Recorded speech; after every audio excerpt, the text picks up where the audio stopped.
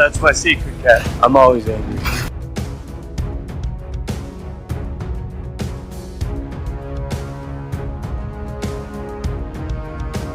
Alright. I ran out of patience. On the roof! Hey everyone, Captain, big fan of Spider-Man.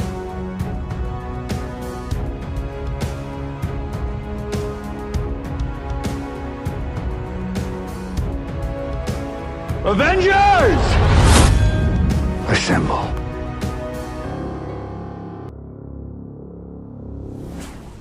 Hello, Peter. Hello and welcome back to the Infinity Saga and Beyond, an MCU fan podcast. My name is Jordan. We're talking Secret Invasion, and with me for each week of Secret Invasion is Casey McGeorge. How's it going, everybody? Doing good. I just felt like I said that whole thing with like something in my throat. I was like, hopefully it sounds okay, but It didn't sound too bad. I was We'll like, do it live. as soon as I muted, I was like, clear throat. But yeah, we're here talking Secret Invasion. We're more than halfway through as we start the back half of the season here. And we have the episode was called Beloved, and it was directed by Ali Salim. And Brian Tucker was the writer. It premiered July 12th, 2023 on Disney Plus. I forgot to pull up the Disney Plus synopsis. Let me do that real quick. It's probably like all 6 words of it. 4 words, 6 words. Probably Fury, not much going on there. I know it's Fury. What's your guess? Something. Yeah, what's your guess? Fury must stop a plot or something like that. Fury must make some hard sacrifices. There you go. Close. Each one of these has started with the word Fury, except for episode 1 where it started with Nick Fury. After the first episode, they're like you know which Fury. You it know, is. the fact of the matter is, you're watching Secret Invasion. You knew from the first episode who Nick Fury was, but What was your general thoughts on our second half start here? so there was a lot of. It was only 37 minutes long. Yeah, so quick. it was. I think it was the shortest one so far. I think which so. was surprising. But in that 37 minutes, it was in the beginning, it was very slow paced. Mm-hmm. But it did a lot in that pacing until the last 10 minutes, and then everything picked up. And it was, there were some things that we talked about that we were right on.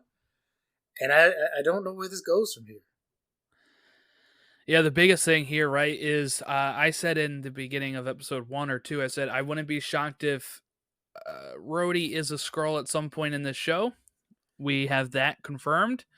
They played it not as a big surprise either. Like, I feel like the reveal at the beginning of this episode, it's like when he's talking to Fury's wife, and you kind of get hints that I think it's pretty obvious he's a Skrull at that point, but they kind of save it for like the shower reveal of like the female Skrull walking out. And then not only that, but I think if we look back at it, I mean, Rhodes is a different character anyway, but the fact that he was just, let's be honest, he was a dick to Fury throughout this whole series. He's been a dick to Fury this whole series. He's been a dick to everyone this whole series. Even like the people, what was it, Switzerland or the Sweden, whoever it was that he was like, I'm gonna hop in the suit and like freaking annihilate you guys. Yeah. I'm like Slovakia. Yeah. I was like, that's not a Rhodey thing, I don't think. I mean, but in all fairness, Slovakia was kind of giving him some weird eyes there, so I don't know.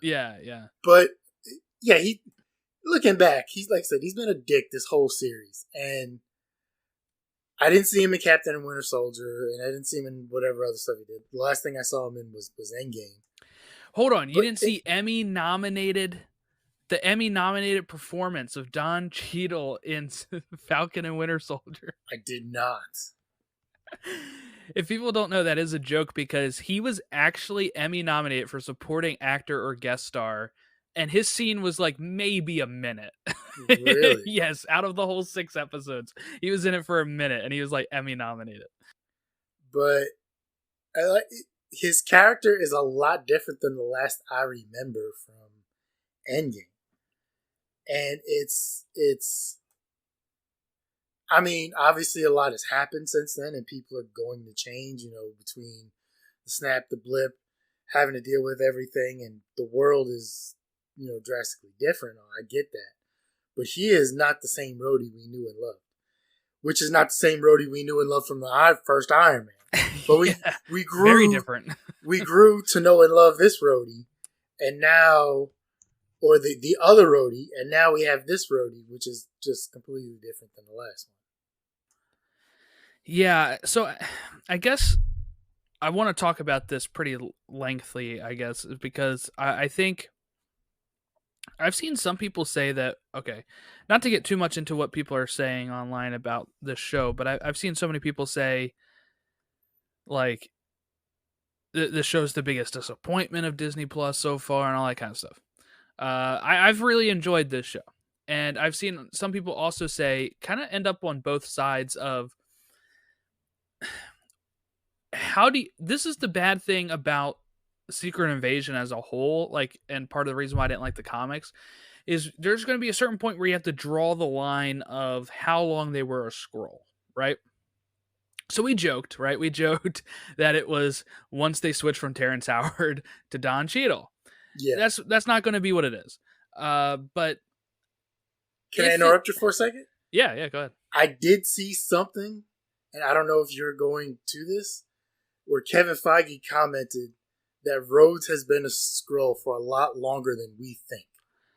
Yeah, and I wonder how much of that is just like saying stuff in the media, because, I mean, they were like, hey, I mean, because it's like, how long do you think, right? Like, I think you can say that, and people might think, well, maybe he was just a Skrull at the beginning of this show, and I think some people might be shocked to find out, oh, he was a Skrull in Falcon and the Winter Soldier. If that's the case, or since Endgame, right? I think it does hurt the character and the MCU a bit if you make him a Skrull from prior Endgame, Civil War. Like, that's what some people were guessing when he gets that's injured. way too far back. It's way too far back, because then he's not the one experiencing Tony's loss and all this kind of stuff. That can hurt it. And this is where this problem with Secret Invasion, like I said, is where you draw the line. Because what I've seen people say is, if he's only a Skrull since the beginning of the show or post Endgame, it's not long enough to make this reveal worth it. And then I see, of course, some people that say, well, if you make it all the way back then, you're hurting the character growth throughout the times Rhodey was, there with Tony and all this kind of stuff. So it's this it's like this delicate balance of how you have to present this, I guess, because it's So what has he been seen in post Endgame? You said he obviously just Falcon and Winter Soldier, I think. Didn't you say he was in Wakanda Forever? Maybe. I don't think so. So I mean, in all fairness, the other guy is the Everett Ross was in there. So he was in Endgame. Got it. Falcon and the Winter Soldier. Okay. Emmy nominated for Falcon and Winter Soldier. Yes, his picture. Okay, not worried about that.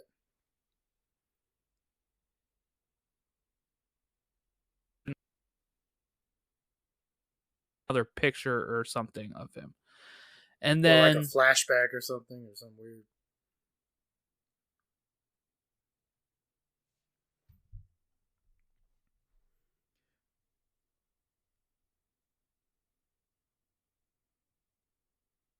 And depending on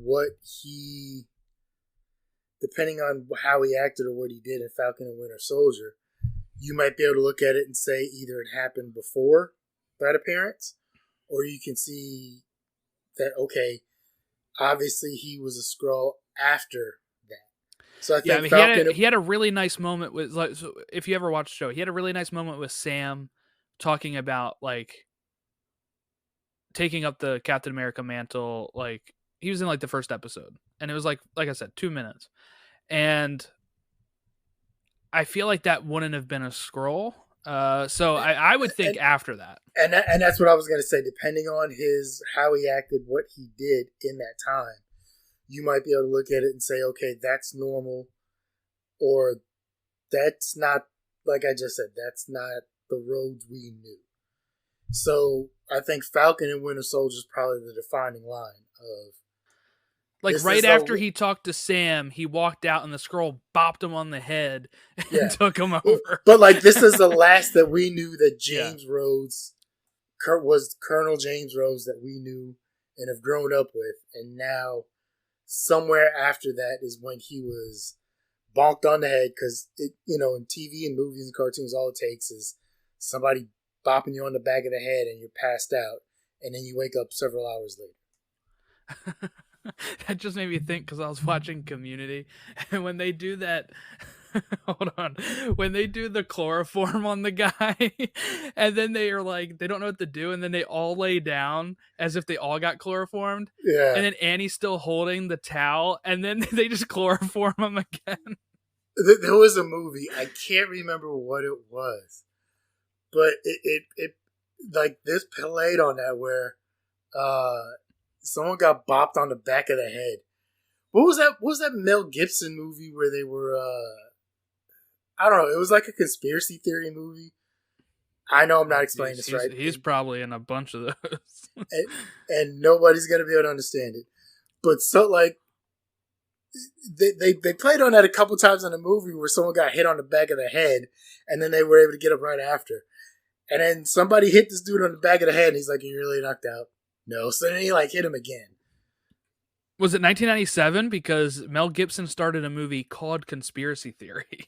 It honestly with might Julia be Roberts and Patrick Stewart. It might be. This is going to be one of the ones we watch on the show. All right. Okay. Yeah. So that is kind of like the issue I think you run into with whenever you do the Skrull invasion of stuff. Also, okay, we talked last week about the phone call that Fury's wife gets at the end of the episode. Oh yeah, it's clearly Rhodey's voice now. Yeah, I was gonna say I haven't gone back and watched it. I don't know what it sounded like last week, but as I was watching it the episode this week, and I don't skip the me neither. Intro. I watch it all. Yeah, I watched the previously on. When I watched it this week, I don't know if maybe I was just listening for it, or if there was some auditory things that they did. It was clearly Don Cheadle this time as Rose. And I think it may talk to her. I think it may have been last time. I didn't go back and watch it, but like one of my other friends, Jack, who's been on the show before, he said that he knew Rhodey was a Skrull as soon as he heard that voice on episode 3. And I was like, for me, I wasn't even paying attention to the voice. I was just like, oh, it's not Gravik. And I just did not pay it any mind at all. That's the thing. I didn't pay attention to it, so I wasn't trying to figure out who's this voice. And I didn't rewind it to try and do try to catch it. I was just like, oh, okay. But clearly at the start of this episode, it's clearly very clearly James Rhodes that was talking to his wife. Yeah, so we have he even threatened her. Yeah. Yeah, and what so she sends him to go to Fury, and they have this conversation at the table, right? And just at the church in general, where he tells her basically, he tells you got to kill Fury. You can kind of tell she doesn't want to do it. She's telling him look, he's old, he's broken. This is going to take a toll on him. We don't have to kill him. Yeah, she said he's not the same Nick Fury. Yeah, but of course, what nobody knows is Fury has bugged him, something. I don't know. So he's listening to the whole conversation. And great acting by Samuel L. Jackson. You can tell this is breaking his heart as he's watching this. This is killing him as he's listening to all this go on. But, well, for him too, because I don't think at that point he knows Rhodey's a Skrull. So I think part of it is him thinking, okay, so you're either going through a little bit of a crisis of the guy that was Iron Man's best friend, and I worked with Iron Man, and I worked with Rhodey. He is double crossing me here and wants me dead, not just fired, and he's getting my wife to do it. Or you're going through the like mind-blowing realization that he is a Skrull, and I can't trust anyone right now, not even my wife or people that are in the Avengers. So I do think that is like whichever way you think it's happening, if he knows he's a Skrull there or not, he's still going through probably a crisis of faith in that moment of not knowing who to trust. And then Rhodes, the line he gives her, "You keep telling me what you're not going to do. Mm-hmm. You're going to find out what I'm going to do." And he tells her earlier, somebody in that house is dying today. Which, man, it's got to suck. Yeah. And they have like this like little standoff in the kitchen, but also Fury takes off his wedding ring, right? So did he take it off because he knew, because he was kind of upset about this, you think, or was it like I think he took it off as a or to signify to her that she already it's knew. Over. Yeah. Like, this is done. Once again, we get domesticated Fury making tea. Yeah. Look, hey, everyone has a life outside of whatever they do to save the world. Just never thought I'd see Nick Fury making tea. But hey, whatever works for you, man. You got to unwind somehow. A lot of people are going through that right now because Lionel Messi, who's a huge soccer star, best player in the world, is signed with Miami, and people took pictures of him just shopping in Publix, and he's got like Lucky Charms cereal and stuff like that. The thing is, crazy. I think a bunch of people probably didn't even realize who he was. He did get a little swarm there because it's Miami. Big international market. Yes, yeah. But, yeah, I mean, like, compared to if he was probably walking around in, like, Barcelona or something, yeah, he or probably somewhere was not in Argentina, yeah. So he has the talk and kind of breaks down to her that without telling her in so many words that he knows. But he basically tells her he knows that she's supposed to kill him. They both got the guns and everything. Yeah, tense moment here. Yeah. Filmed and done very well, I might add. I would say, probably a little bit more tense if we didn't know Fury was going to be in the Marvels coming up here. But that's the only downside for some of this stuff is when you have characters that do cross-pollinate. Like, some of the times you're like, well, they're not going to die here. In all fairness, it's also Samuel L. Jackson. Yeah. The literal highest grossing actor in the history of television and film, right? So you can't really like with him. Yeah, he wasn't going to die anyway. Not only that, but you can't with him. Like, you got to put if he's going to be on a project, he's not going to like pop up. He's not going to be one of these guys who like pops up in Star Wars as like a stormtrooper just to do it, right? If Samuel L. Jackson's going to be in something, he's going to be in something. Like, you're going to know he's in it, and they're going to put his name on it. So. He's going to get his way, too. He asked George Lucas for the purple lightsaber, and George was like, there's only blue and green for heroes. And he's like, I kind of want purple, and they made it work for him. So a couple weeks ago, I said he made a joke about golf. I didn't bring it up that episode, but what it is he actually has to put in his contract that he gets to play golf twice a week, and they pay for it for whatever movies and things he filmed. Really? Yes, that is one of his contractual obligations that happens every single time. So wow, that's what like a couple weeks ago when I was like, he made a funny joke about golf. I think he said because he doesn't play it, but for everyone who knows, they're like, nah, yeah. Wow, that's funny.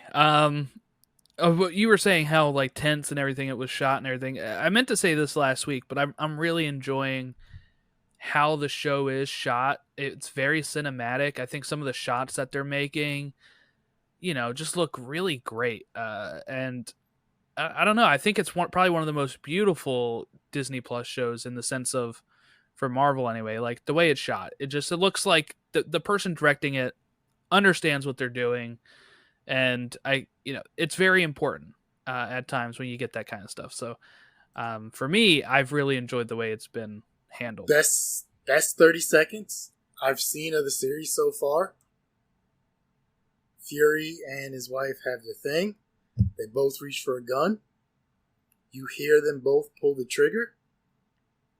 And then for like the next 10 to 15 seconds, you're just looking at various parts of the house. Now, we know they're not going to shoot and kill Nick Fury. Samuel L. Jackson's not going out like that, right? I think he even got his way in Star Wars when it came to his death. Like George Lucas wanted him to do a different death scene, but he's like, nah, man, let's make this spectacular, and that's why he got the scene he did. So I figured Fury got the drop on his wife and had to shoot her. Like that was my thought. But then I see her, like the first scene back is her turning around and see there's a bullet in the wall behind her, and I was like, for a split second, I'm like, did she actually shoot Fury?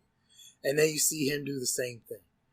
But the tension leading up to that, like I said, that 10 to 15 seconds of quiet, just looking at different parts of the house, and you're like, okay, come on, what happened? I need to know. Yeah. And this was intentional, right? Like there was no, they're 3 feet away. They're not missing, right? Like I feel like that is like they both missed on purpose, and then they did, and then that's why he said either we need marriage, either we need to get a divorce or we need marriage counseling. Yeah, or renew our vows. Yeah, or to renew our vows, one or two, because neither of them could actually do it. Right. So there is still love there. Mm-hmm. But sometimes it's not enough.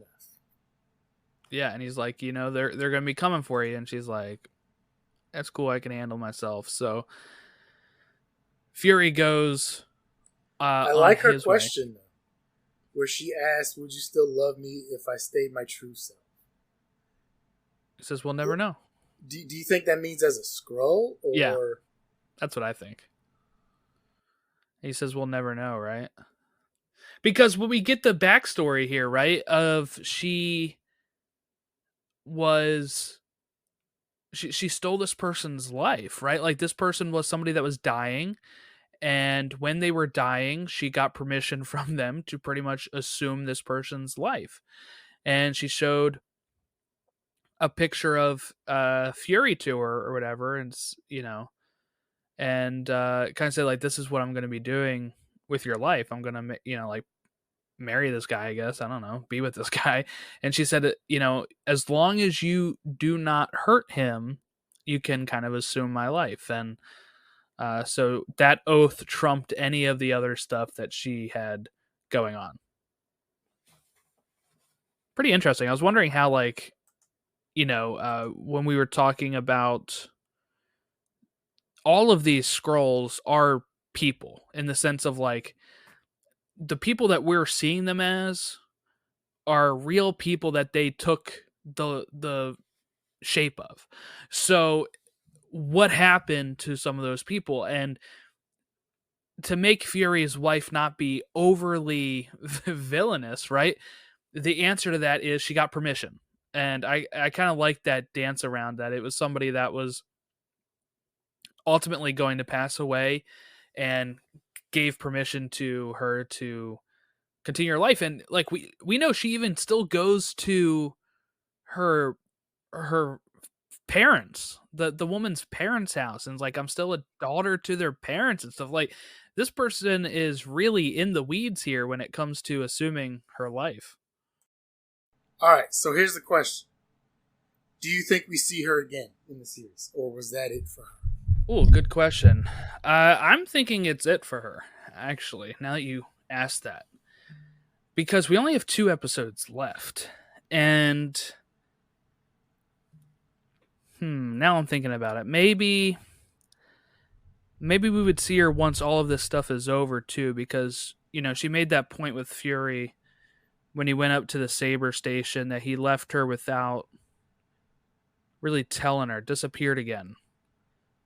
So maybe if we want to see some character growth, once this whole invasion's done.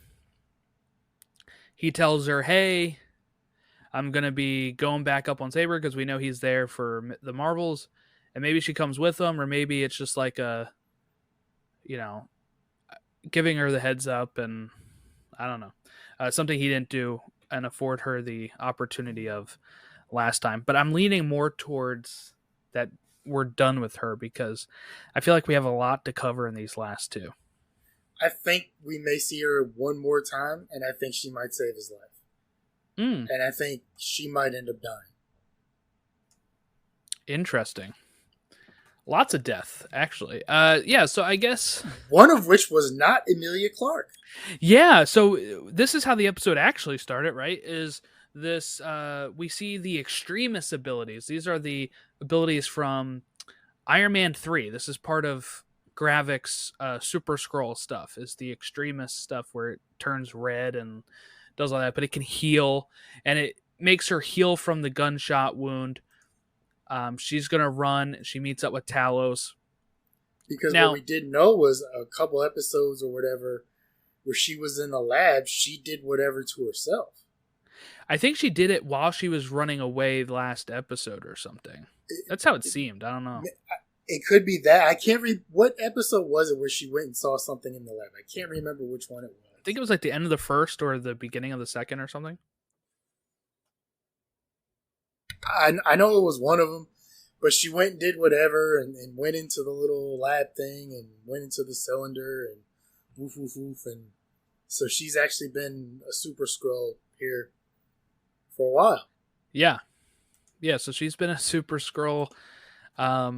She at least has the extremist abilities that have her heal. We haven't seen the other ones from her. Do you think she told her dad? No. I don't know. No. I don't think she did. With the way she was asking that, like, she still wasn't convinced by her dad, right? She's like, I need to know your plan. Yeah.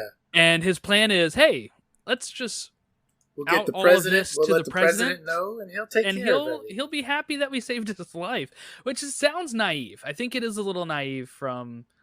Dermot Mulroney will take care of everything, and we'll be in good hands. Like, just we got this. Yeah, it did sound a little naive from Talos there, and she just kind of walks off. She's like, F this. Like, I'm not being a part of this. I got shot for this? Yeah, like, this is your plan? This is the whole thing? Talk to the president and just say, we saved your life. Because, one, you're also going to sound crazy, or they're just going to be like, oh, you're an alien too? And they're just, like, there's no good way that this probably plays out.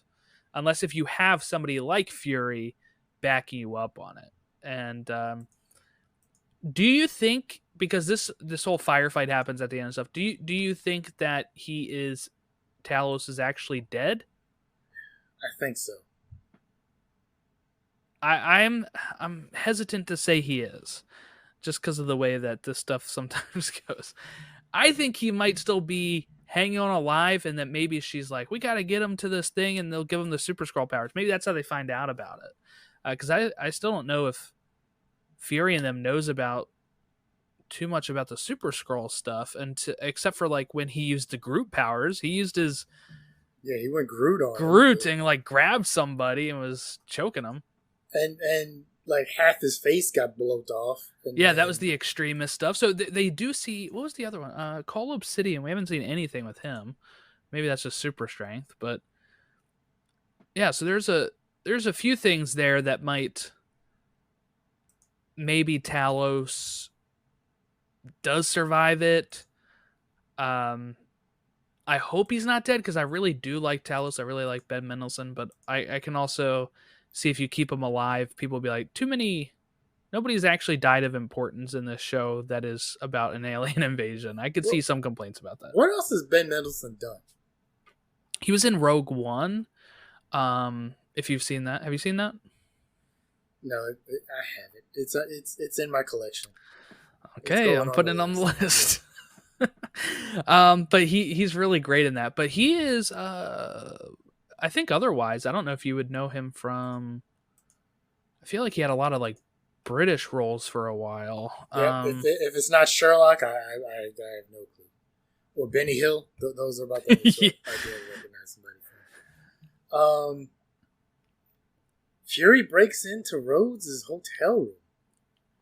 This is after we get the shower scene we talked about earlier. Yes. Where we see just the I like Skrull in that the shot shower. too when they wipe the thing and it becomes Rhodey. I like that.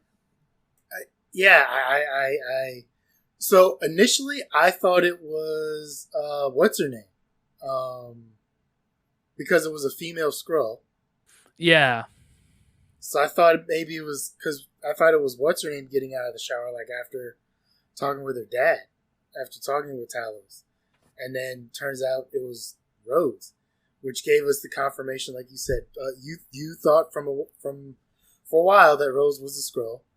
I wasn't sure, but I wasn't ruling it out. But I got to give you all the credit on that one. Thanks.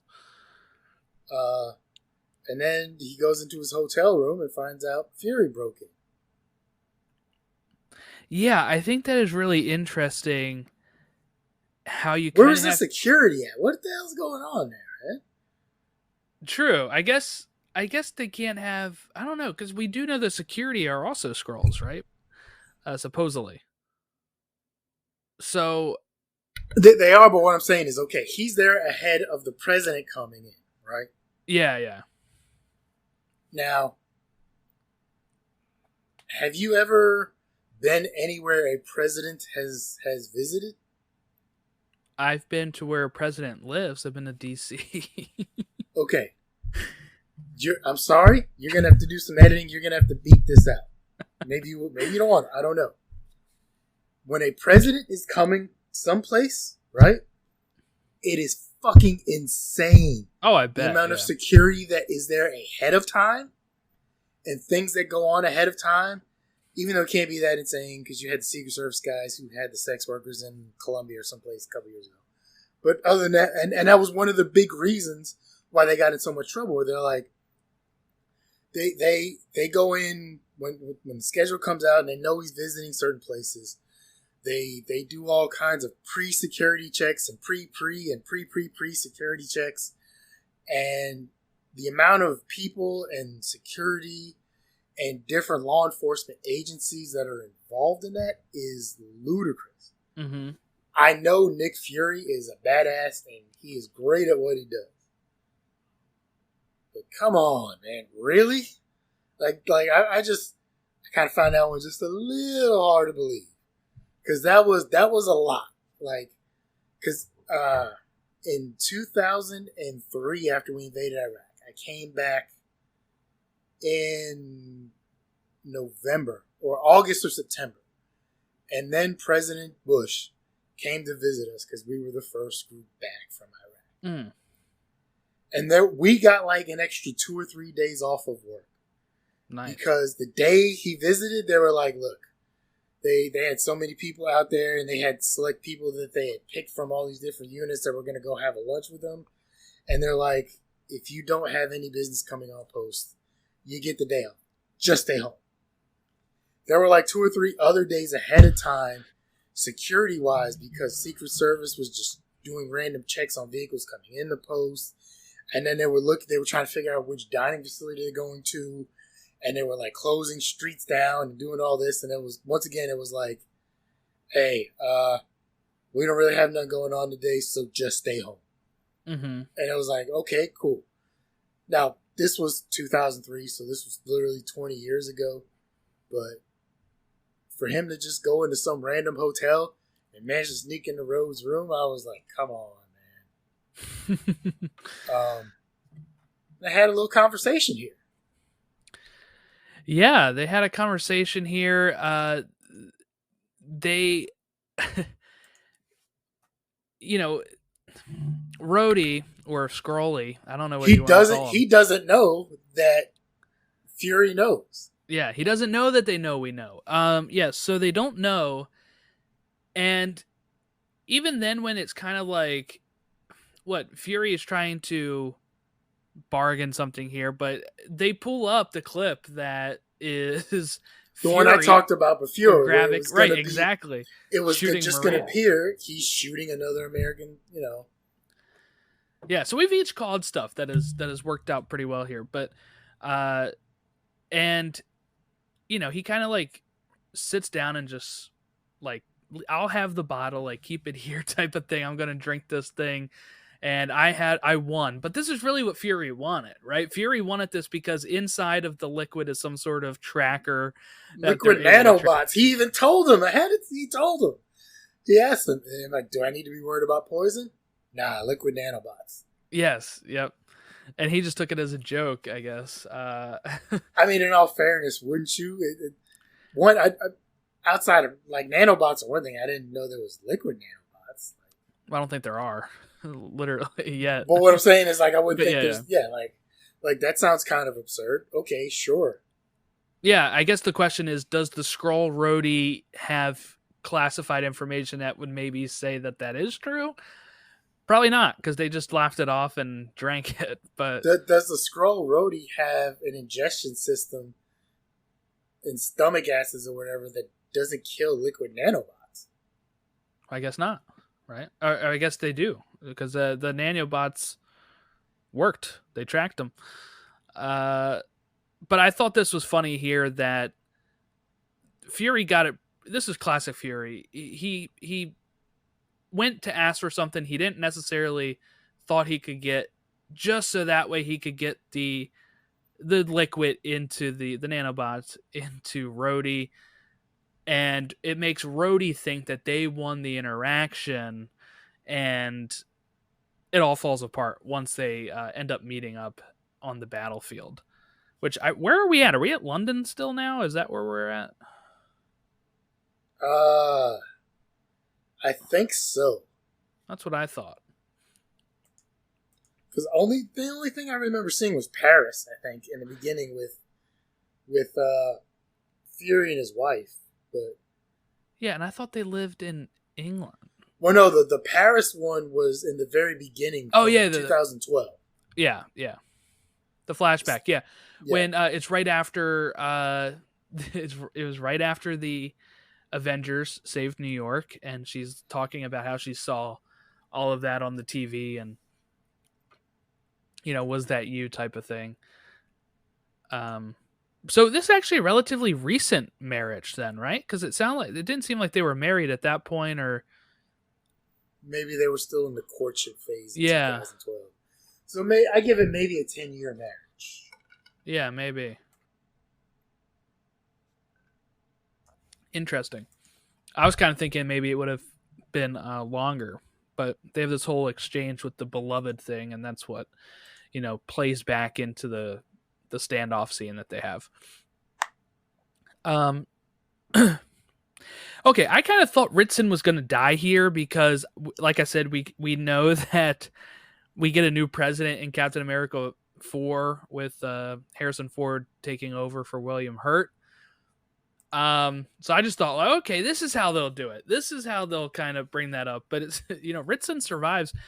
And wait, before that, when Rhodes goes to brief him. Oh yeah, with the alcohol smell. Yeah. Did you drink like a bottle of bourbon or something? Like, yo. I kind of liked seeing this fake Rhodey get put in their place here. He like walks away too, like, get me a mint or something.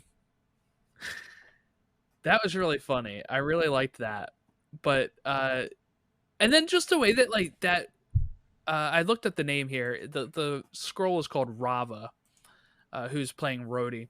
And the way she's like sitting in the thing while everything's blowing up around him, and she's just like chill. You just see like chill Don Cheadle, like not worried, because this is exactly what he expected to happen, because they give the heads up to Gravik, who's flying like a helicopter. They're flying in a helicopter and they start bombing and start really going to hell there. Really? There's no air support for a presidential motorcade either? What is like? I think they said this was supposed to be down like a very underground operation, so I think they didn't want too much attention on it. The thing is, the president can never have like a secret. Well, I can't say never, because it can't happen occasionally. But even if he's not going to get the air support, I guarantee you there's stuff on standby, and for probably a 5 or 10 mile radius, the air around him is going to be off limits to any and everything. Right. They don't play when it comes to security for heads of state like that. So, Casey, there's a reason this president is not going to be the president in a couple next year. Yeah, he's Dermot Mulroney. Hey, he had a good run, but it's coming to an end here because you're not going to be able to survive. You don't have any of the necessary tools to survive. So you know what this kind of gave me a flashback to? There was a couple scenes back where one of the other Skrulls came up to Ravik and told him about what's her name? I can't think of Amelia Clark's character's name. He told him, she was the mole. They got this under control. Don't worry about it. And then you've played Call of Duty, right? Yeah. You remember Modern Warfare 2? I haven't played all of them, but I have not played that. You have heard of the mission No Russian, though, right? Maybe not. Okay. When Call of Duty Modern Warfare 2 came out in like 2010, 12, somewhere in that range, there was a mission you could skip because it was very violent. There was the guy who was in charge of some rebel group that wanted to cause World War III between Russia and the United States. Gets a bunch of people together, including your character, who's an American, who's infiltrated this group. They go into a airport and they slaughter everybody. Like, that's the whole goal of the thing. Now in the game, you can skip it. You can go through. You don't have to shoot anybody, or you can just play the game and go through and mow through everybody. And then in the very end, you get shot because I think the guy's name is Zakharov or something. Knows you're a mole. But they're in an elevator or something, going down or going up from a garage to go to this airport. And I think the words he tells them is, remember, no Russian. So he wants them all to speak English so that people who survive or the videos and everything that come out shows it's American speaking English. And I just kind of got the same vibes where Ravik was getting his guys together to make it seem like it was the Russians attacking the president. Yeah. And even when everything first happens, you hear that a couple times. Oh man, it's the Russians. Shit, it's the Russians. And it worked. Yeah, and then you have Fury and Talos backing him up here. They follow the tracker here. They make a beeline for President Ritson, and Talos starts trying to use some of his Skrull strength, I guess, to break the window. It takes him a while. He's getting shot. He's starting to turn into a Skrull again, and you have this guy who's like, he's an alien. He's trying to get to the president. Fury has to kind of calm him down. Let's think about this realistically, right? Yeah. Once again, we talked about this before. We know there's aliens. Nobody knows about the Skrulls, it seems like, outside of the government. High people. And all of a sudden, you see an alien bashing on the presidential limo. You're going to think, oh, crap, this dude's trying to kill the president. Yeah, trying to... that's how I thought. I thought this was going to go south with that guy, okay, I'm going to still kill the guy trying to get to the president. I'm going to maybe have to take out Fury, too. Because we already know that Fury has got fired. I'm sure that's gone around. I think people might know that as well and be a little hesitant to take his word. But I guess, the word of Nick Fury does go quite a long way, I guess. He has saved the world a couple times. So yeah. I'm pretty sure, you can give him a pass on a few things. It is Fury. Okay. I'll let this one slide, but...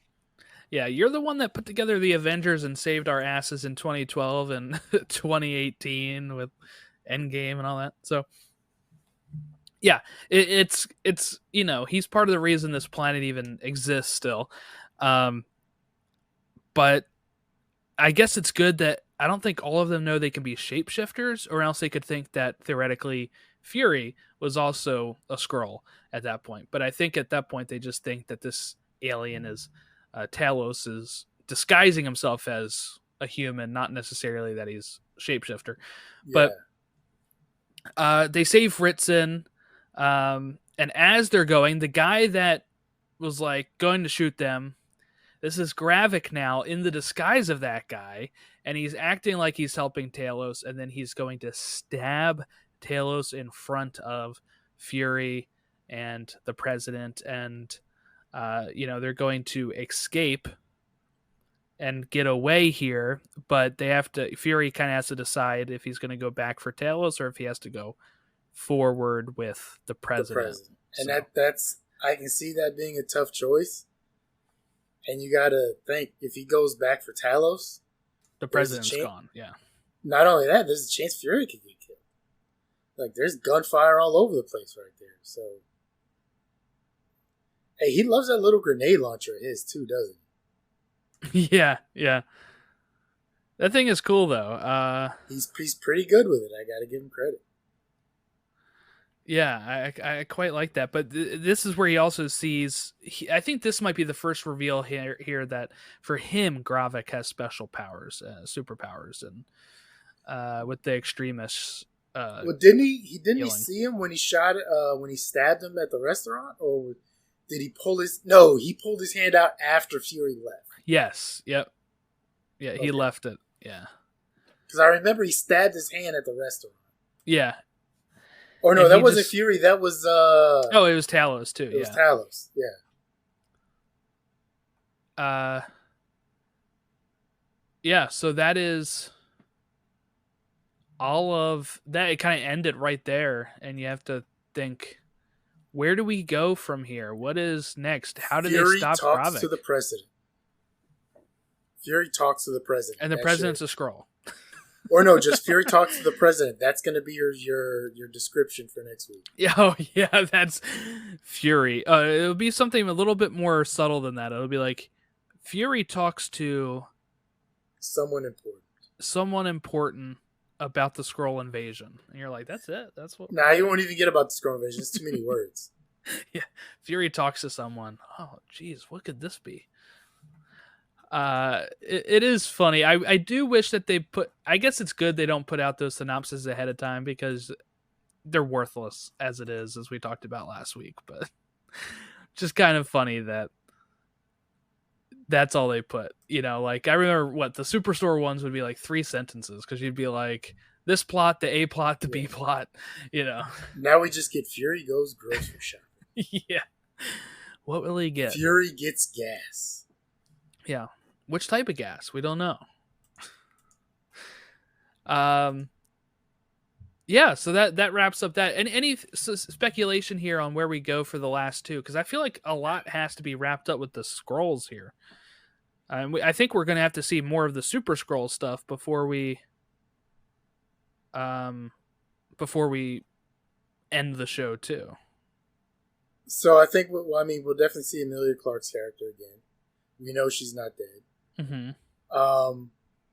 I think, like I said, this might be something that leads to worldwide chaos when you have what appears to be the Russians attacking the U.S. president, which in return is retaliation for what appears to be Americans attacking some sort of festival in Russia.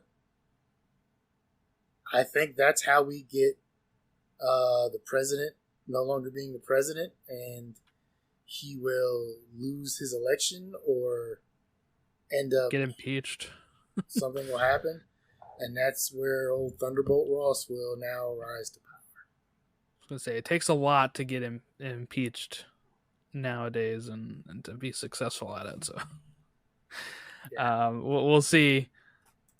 If I'm still thinking he's going to die at some point, but he just hasn't shown any good leadership really to be president, I feel. So the fact that he's like always nowhere to be found, like he sends Rhodey to help clear up this thing that could be on the precipice of World War III instead of like going there himself and kind of trying to dissuade and escalate the situation, doesn't give me good faith in President Ritson at all. Well, not only that, but like I said, we haven't. The only other president we've ever seen in the MCU was in Iron Man 3. Yeah, So the he president wasn't really great hasn't either. hasn't done much. Now, granted, in that time, I'm sure the president has had to deal with cleaning up in New York and federal responses there.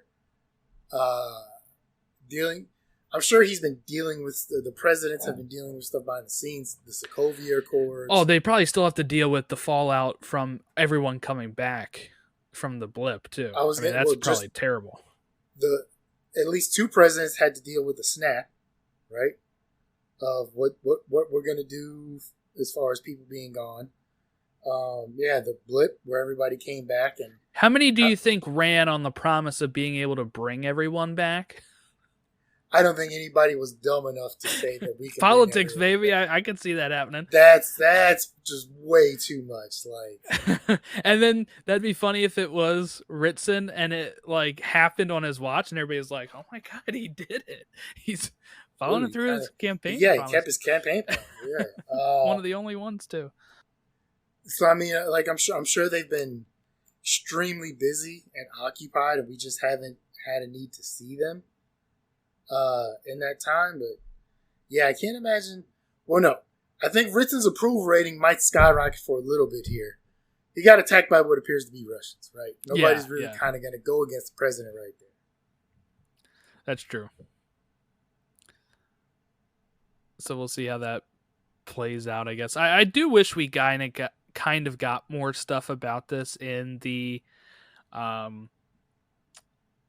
MCU, where they kind of talk a little bit more about the minutia of the day-to-day stuff when you have like presidencies dealing with things like aliens and the snap, and like I really want to know like who the hell would even try to run for president anymore at this point. I feel like we talk about how stressful the job is for the American president when they're just having to deal with like Cold Wars with Russia, but the fact that you'd have to be dealing with otherworldly presence and never knowing what's going to happen on your planet Earth, I feel like that's even thanks. You know what? Okay, you ever watch Chappelle Show? No, I haven't. He did a skit where remember Deep Impact with Morgan Freeman? So he did a skit about that, and he talked about how it's coming to Earth. There's nothing we can do, right? Because it came out around the same time Armageddon, but it didn't have Michael Bay, didn't have Ben Affleck and Graham Crackers and Bruce Willis blowing up. So basically we just had to suck it up and deal with it, wait for it to hit. So, like I guess in there the papers were blaming it on Morgan Freeman, on the president's fault, which was Morgan Freeman. So he's talking about how because it was a black president, they were blaming it on him. And it was funny because he said, if you knew just one of the things I knew, your minds would buckle under the goddamn pressure. So someone was like, what? Like what? Really? So he brought out the fact that so in this skit, he brings out the fact that there's really aliens. So like 2 aliens come out. He brings out the fact that you want to know who killed Kennedy? It was a magic bullet. It was real magic. We've known about magic since 1670 something. He talks about how they have the cure for AIDS. They've been cloning people. So he has a cure for AIDS and he throws it to one of the reporters to have a fun weekend. Jeez. Then he gets up then he goes up with the aliens and he gets beamed up on a spaceship and he goes off for the rest of the planet to die. I know that's a horrible explanation, but just think about my point was think about having the amount of pressure that president has to deal with. Mm-hmm. The pressure you have to deal with now is ludicrous. Yeah. You have to get they go gray really quick. Not only that, but so this schedule's pretty tight. So normally you have they might have a national security briefing. They have briefing from the military. They have all these meetings to go through the day. Imagine how many more committees and cabinets they have to pick up. Because now you might have to have you have the Secretary of State, but I don't think the Secretary of State's going to deal with intergalactic affairs. So now you probably have to have a Secretary of Intergalactic Affairs. Well, now we have the Space Force, right? So there you go.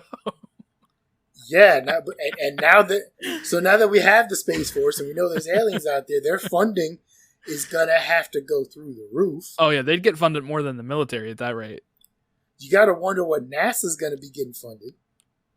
And the UN too, because you feel like all of them would be coming together to be like kind of like not to always go back to Independence Day the last few weeks, but Independence Day where they all are teaming up against the people coming in, the aliens, because it's planet Earth, right? So yeah, you probably have a bunch of that. There's also probably like a special secretary that deals with just the superheroes too, like the secretary of superpowered beings that might deal have with been the Avengers. Thunderbolt Ross.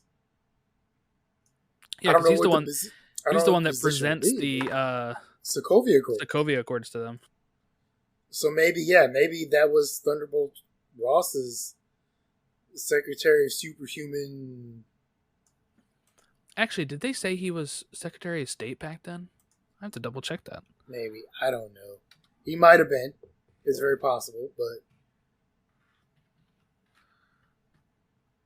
I am double checking what it says for Secretary of State. He was Secretary of State at that point. So he went from like military to Secretary of State, and he's going to be president. So I don't know, man.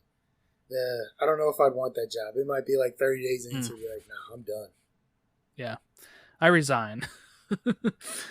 I'm done with this. Yeah, just like you said, since 2012, when they first discovered aliens in the Avengers, it's like been all downhill for them the last 11 years for them. So I'm sure they're not. I don't know who would even want that responsibility at this point. Probably somebody that still wants power is realistically probably what that would be. Okay, well, I guess that'll wrap up this episode here. I don't really have too much more to add for this. We only got 2 episodes left, so the next 2 weeks we'll be breaking down those, and then we will take probably a break, and then Loki is in October, so we'll be coming back for Loki in less than 3 months. All right, well, that wraps us up. You can follow all of our socials below. Have a great rest of your week, and we will catch you next time.